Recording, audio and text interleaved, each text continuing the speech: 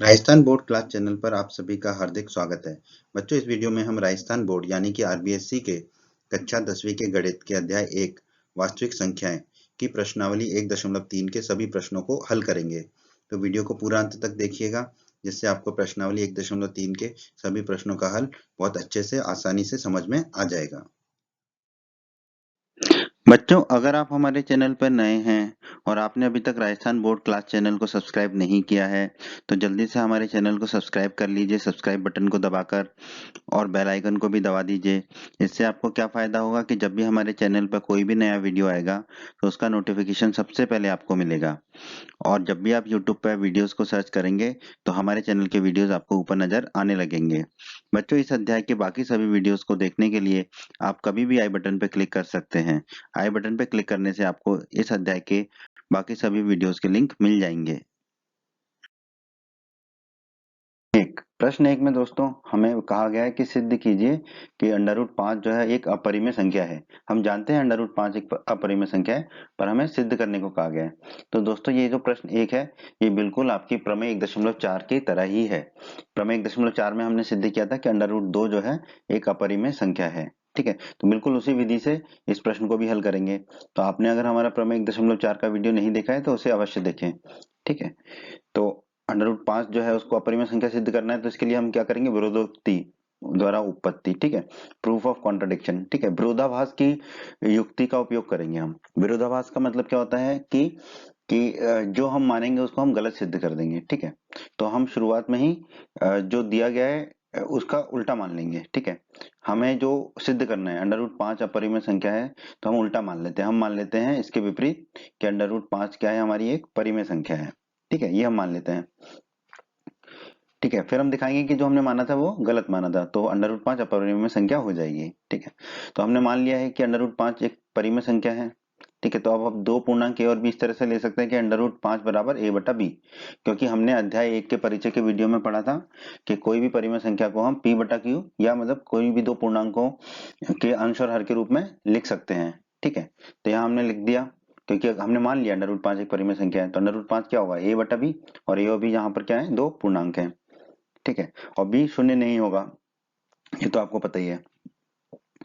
और a और b सहभाज्य होंगे, कोप्राइम। इसका मतलब क्या है? a और b में कुछ भी उभयनिष्ठ नहीं होगा एक के अलावा। मतलब ये जो a और b आए हैं, ये सारा कटपिट के आए हैं। ठीक है, इनमें कुछ भी उभयनिष्ठ नहीं है, कुछ भी कॉमन नहीं है। अब हमने क्या किया? b को ऊपर ले गए, तो ये हो गया √5 गुणा b बराबर a। अब क्या करेंगे? दोनों तरफ वर्ग ले लेंगे। ठीक है, दोनों तरफ वर्ग लेंगे तो √5 का वर्ग तो 5 आ जाएगा, b का वर्ग b का वर्ग हो जाएगा, और a का वर्ग a का वर्ग। तो हमारा आ गया 5 गुणा b का वर्ग बराबर a का वर्ग। अब दोस्तों आप देखिए, जो a का वर्ग है उसके क्या क्या गुणनखंड है? 5 है। ठीक है, और b का वर्ग है। ठीक है, यानी b गुणा b होगा, तो a के वर्ग के दो गुणनखंड मिल रहे हैं हमको ना, अलग अलग अद्वितीय। कौन से? 5 और b। ठीक है, तो इसका जो भी गुणनखंड होता है वो उस संख्या को जरूर विभाजित करता है। तो इसका मतलब क्या है? 5 जो है a के वर्ग को विभाजित करेगा। ठीक है, क्योंकि 5 क्या है? a के वर्ग का गुणनखंड है। ठीक है, अब दोस्तों हमने प्रमेय 1.3 का वीडियो देखा था, जिसमें हमने सिद्ध किया था कि अगर कोई p एक अभाज्य संख्या है और p a के वर्ग को विभाजित करती है, तो p a को भी विभाजित करेगी। ठीक है, तो अब देखिए 5 a के वर्ग को विभाजित कर रहा है, तो प्रमेय 1.3 के हिसाब से 5 a को भी विभाजित करेगा। 5 जो है a को भी विभाजित करेगा। ठीक है दोस्तों, नोट कर लीजिए, फिर हम आगे बढ़ते हैं। दोस्तों ठीक है, हमने यहाँ पे लिख दिया 5 b का वर्ग बराबर a का वर्ग जो हमने निकाला था, और 5 a को विभाजित करेगा। ठीक है, अब दोस्तों हम क्या करते हैं? a बराबर 5c लिख देते हैं। ठीक है, जहां पर c भी एक पूर्णांक है। ठीक है, a की जगह हम क्या लिख देंगे? 5c। तो 5 अब a का मान प्रस्तावित कर देते हैं यहाँ पे, 5b के वर्ग बराबर a का वर्ग। ठीक है, इसमें हम a की जगह रख देंगे 5c। ठीक है, तो 5b का वर्ग बराबर हो जाएगा, a की जगह रख दिया 5c, तो ये 5c का वर्ग। ठीक है, 5 का वर्ग होगा हमारा 25, और c का वर्ग c का वर्ग। अब इस 25 में से इस 5 को काटेंगे तो 5 बचेगा, तो हमारा आ जाएगा b का वर्ग बराबर 5 गुणा c का वर्ग। ठीक है, अब इसको देखिए, अब b का वर्ग जो है उसके क्या क्या गुणनखंड आ रहे हैं? 5 और c, ये आ रहे हैं, क्योंकि c का वर्ग है तो c ही गुणनखंड है, अभाज्य गुणनखंड। तो इसका मतलब क्या है? जो 5 जो है वो b के वर्ग को विभाजित करेगा, क्योंकि जितने भी अभाज्य गुणनखंड होते हैं वो उस संख्या को विभाजित करते हैं। ठीक है, तो 5 जो है b के वर्ग को पूर्णतः विभाजित करेगा। ठीक है, ये आ गया। अब दोस्तों प्रमेय 1.3 के वीडियो में हमने पढ़ा था कि अगर p एक अभाज्य संख्या है और p अगर a के वर्ग को विभाजित करती है तो p a को भी विभाजित करेगी। ठीक है, तो यहाँ देखिए 5 अगर b के वर्ग को विभाजित कर रहा है तो 5 b को भी विभाजित करेगा। कैसे? प्रमेय 1.3 से। ठीक है, 5 जो है b को भी विभाजित करेगा। दोस्तों अब आप देखिए 5 जो है a को विभाजित करता है और 5 जो है b को विभाजित करता है। ठीक है, ऊपर देखिए 5 a को विभाजित करेगा, ये हमने सीखा था, देखा था अभी। और अभी हमने निकाला 5 b को विभाजित करेगा। इसका मतलब क्या है? इसका मतलब यह है कि a और b में कम से कम एक उभयनिष्ठ गुणनखंड है जो कि 5 है। ठीक है, ये इसका मतलब है, क्योंकि 5 जो है a को भी विभाजित कर रहा है और 5 b को भी विभाजित कर रहा है।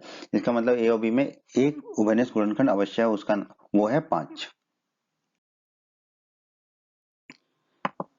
दोस्तों आगे बढ़ते हैं। ठीक है, दोस्तों हमने शुरू में माना था कि √5 जो है एक परिमेय संख्या है, ये मान के हम चले थे। ठीक है, √5 बराबर a/b लिखा था हमने। ठीक है, और जहां पर a और b क्या थे? सहभाज्य थे, जिनमें a और b में एक के अतिरिक्त कुछ भी उभयनिष्ठ गुणनखंड नहीं था। ठीक है, ऐसी एक परिमेय संख्या ली थी हमने √5। ठीक है, लेकिन अभी अभी हमने निकाला कि a और b में कम से कम एक उभयनिष्ठ गुणनखंड 5 है, अभी अभी हमने निकाला। ठीक है, तो इसका मतलब कि जो हमने माना था वो तो सही नहीं था, क्योंकि हमने माना था a और b सहभाज्य और a और b में एक के अतिरिक्त कोई उभयनिष्ठ गुणनखंड नहीं है। पर इसको हल करने से हमें मिला a और b में कम से कम एक उभयनिष्ठ गुणनखंड 5 है। ठीक है, तो ये जो हम कथन है, इस तथ्य का विरोधाभास प्राप्त हुआ हमको, जो हम लेके चले थे कि ए और बी में एक के अतिरिक्त कोई उभयनिष्ठ गुणनखंड नहीं है, क्योंकि एक तो है 5। ठीक है, जो 5 है, तो इसका ये विरोधाभास हमें क्यों प्राप्त हुआ? ठीक है, ऐसा हमें क्यों प्राप्त हो रहा है? यह विरोधाभास हमें इस कारण से प्राप्त हुआ क्योंकि हमने एक त्रुटिपूर्ण कल्पना कर ली थी कि √5 एक परिमेय संख्या है। तो ये जो हमने कल्पना की थी, एक त्रुटिपूर्ण कल्पना थी कि √5 एक परिमेय संख्या है। तो √5 एक परिमेय संख्या नहीं होगी। तो √5 अगर एक परिमेय संख्या नहीं होगी तो क्या होगी? √5 एक अपरिमेय संख्या होगी। तो हम कह सकते हैं, हम निष्कर्ष निकाल सकते हैं कि √5 एक अपरिमेय संख्या है, और यही हमें सिद्ध करना था इस प्रश्न में। तो हम कह देंगे इति सिद्धम। प्रश्न 2 में दोस्तों हमसे बोला गया है कि सिद्ध कीजिए कि 3 धन 2 गुणा √5 एक अपरिमेय संख्या है। ठीक है, 3 धन 2 गुणा √5 एक अपरिमेय संख्या है, ये हमें सिद्ध करना है। तो विरोधाभास की प्रयुक्ति से हम इसको सिद्ध करेंगे।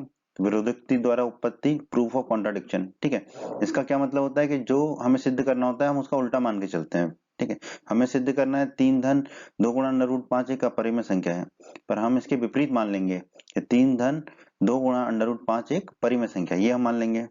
ठीक है, और दो पूर्णांक ए और बी ऐसे ले लेंगे कि 3 धन 2 गुणा √5 बराबर क्या हो जाएगा? a/b। ये हम अध्याय 1 के परिचय के वीडियो में पढ़ चुके हैं कि कोई संख्या अगर परिमेय संख्या है तो उसे a/b या p/q के रूप में हम लिख सकते हैं। ठीक है, जहां पर b जो हर है वो शून्य नहीं होगा। ठीक है, और a और b जो है वो सहभाज्य होंगे। सहभाज्य का मतलब a और b में कुछ भी कॉमन नहीं होगा। ठीक है, सारा कुछ कट पिट गया होगा। ठीक है, कुछ भी उभयनिष्ठ नहीं होगा, सिर्फ किसके अलावा? एक के अलावा। एक तो उभयनिष्ठ सब में ही होता है। ठीक है, कोई उभयनिष्ठ गुणनखंड इनका नहीं होगा। ठीक है, अब हम क्या करेंगे? 3 को दाईं तरफ ले जाएंगे तो हमें कितना मिलेगा? 2 गुणा √5 बराबर a/b -3 या -3। ठीक है, अब 2 को भी ले जाएंगे। ठीक है, तो √5 बराबर हमें कितना मिलेगा? 1/2 हो जाएगा, 2 नीचे जाएगा तो। ठीक है, कोष्टक के अंदर आएगा a/b -3। ठीक है, ये आ जाएगा। अब दोस्तों a और b पूर्णांक है। ठीक है, तो a/b जो है वो जो है एक परिमेय संख्या है। ठीक है, ये तो हमने मान के ही चले थे। एक परिमेय संख्या, 3 भी एक परिमेय संख्या है। एक परिमेय संख्या में से अगर एक दूसरी परिमेय संख्या को घटाएं तो हमें परिमेय संख्या ही मिलती है। ये दोस्तों आपने कक्षा 9 के अध्याय 1 में पढ़ा होगा। हमारा कक्षा 1 के अध्याय 1 का परिचय का वीडियो भी आप पढ़ सकते हैं इसको समझने के लिए कि कैसे एक परिमेय संख्या में से दूसरी परिमेय संख्या को घटाएं तो हमें परिमेय संख्या ही मिलती है। ठीक है, तो ये पूरा एक परिमेय संख्या होगा। ठीक है, फिर उस पूरी परिमेय संख्या में भी अगर एक 2 का भाग दें या किसी भी पूर्णांक का भाग दें, ठीक है, तो हमें एक परिमेय संख्या ही मिलती है। तो हम कह सकते हैं कि 1/2 गुणा a/b -3 एक परिमेय संख्या होगी, क्योंकि a और b पूर्णांक है। जब ये दाईं तरफ वाला परिमेय संख्या है तो बाईं तरफ वाली भी परिमेय संख्या होगी, क्योंकि ये किसके बराबर है? √5 के। तो √5 भी एक परिमेय संख्या होगी। परंतु दोस्तों हम जानते हैं √5 एक अपरिमेय संख्या है, ये हम जानते हैं। ठीक है, तो यस, अब जो हम हल कर रहे हैं तब हमें आ रहा है कि अंडर रूट 5 एक परिमेय संख्या होगी, परंतु हम जानते हैं कि अंडर रूट 5 एक अपरिमेय संख्या है। तो ऐसा विरोधाभास क्यों हो रहा है? ठीक है, ऐसा कॉन्ट्राडिक्शन क्यों हो रहा है? यह विरोधाभास हमें इस कारण से प्राप्त हो रहा है क्योंकि हमने त्रुटिपूर्ण कल्पना कर ली थी। क्योंकि हमने शुरू में क्या मान लिया था? 3 धन 2 गुणा अंडर रूट 5 एक परिमेय संख्या है। ठीक है, ये हमने माना था, ये था नहीं, ये हमने माना था, मान लेते हैं। ठीक है, तो हमने ये त्रुटिपूर्ण गलत मान लिया था। तो इसका मतलब क्या होगा कि 3 धन 2 गुणा अंडर रूट 5 एक परिमेय संख्या नहीं होगी। तो परिमेय नहीं होगी तो क्या होगी? अपरिमेय होगी। तो हम कह सकते हैं 3 धन 2 गुणा अंडर रूट 5 एक अपरिमेय संख्या है। ठीक है, तो हम निष्कर्ष निकाल लेते हैं कि 3 धन 2 गुणा अंडर रूट 5 एक अपरिमेय संख्या है। ठीक है, यही हमें सिद्ध करना था, तो हम लिख देंगे इति सिद्धम। प्रश्न 3 में दोस्तों हमसे कहा गया है सिद्ध कीजिए निम्नलिखित संख्याएं अपरिमेय हैं। ठीक है, 1/√2, 7 गुणा अंडर रूट 5, 6 धन अंडर रूट 2, 3 भाग हैं इस प्रश्न के। तो तीनों भागों में हमें बताना है कि ये तीनों संख्याएं क्या है? अपरिमेय हैं। एक एक करके हम हल करेंगे, पर जो तीनों भाग है उसमें हम कौन सी युक्ति का उपयोग करेंगे? विरोधाभास वाली, विरोधोक्ति, प्रूफ ऑफ कॉन्ट्रडिक्शन। यानी कि जो हमें दिया गया है हम उसका उल्टा मान लेंगे, जो हमें सिद्ध करना है हम उसका उल्टा मान लेंगे। ठीक है, तो हम तीनों में पहले मान के चलेंगे कि जो संख्या दे रखी है वो क्या है? परिमेय संख्या है। तो आइए हम पहले भाग को हल करते हैं।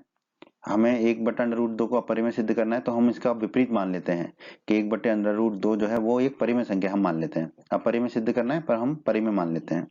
ठीक है, तो और दो पूर्णांक ए और बी ले लेते हैं कि जो ए और बी हैं वो कैसे होंगे? 1/√2 बराबर a बटा बी होगा, क्योंकि अध्याय 1 के परिचय के वीडियो में हमने पढ़ा है कि परिमेय संख्या को हम a बटा बी या p बटा क्यू के रूप में लिख सकते हैं।